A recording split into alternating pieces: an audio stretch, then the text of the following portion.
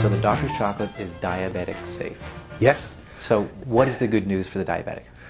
Well, you can eat delicious chocolate without ruining your score. That's got to be good news, right? Yeah. They have to be so careful, those guys. Right. Diabetes, is like a sort of mini class on aging. If you study what diabetes does, it's exactly what aging does. You really don't want to have this disease. You want to take care, and in fact, you want to head it off before you ever get it.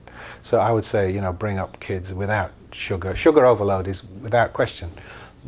Too much carbohydrate, without question, the cause of diabetes, and why it's now reached epidemic proportions in the West is because we're stuffing carbohydrates. Your high fructose corn syrups and the burger buns and biscuits and pastas, everything we eat, all of these things have a very serious impact on your insulin metabolism. So I would say, keep kids off sugar and carbohydrates, but give them chocolate. You can say even the dentists like this product because there's no sugar in it. It won't rot your teeth. So it's great. You win on all. It's absolutely the doctor's dream. Okay, it is a doctor's chocolate, and we haven't even hit on the main ingredient yet.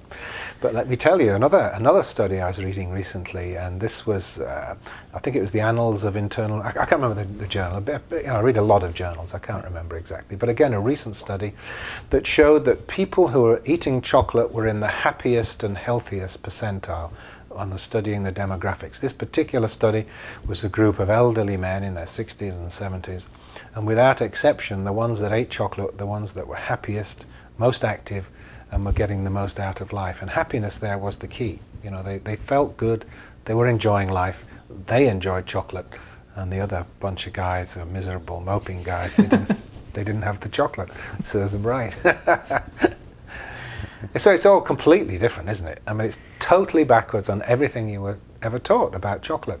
I can only tell you it's true, and I mean, there's scientific papers stacking up on my desk now this thick, right. Showing where we're going with this. And mainstream medicine is now so fascinated because of its powerful impact on cancer and heart disease. Of course, these are the two big killers. I mean, they're not trying to design a nice chocolate for the housewife. They're trying to save lives and trying to block heart disease and cancer.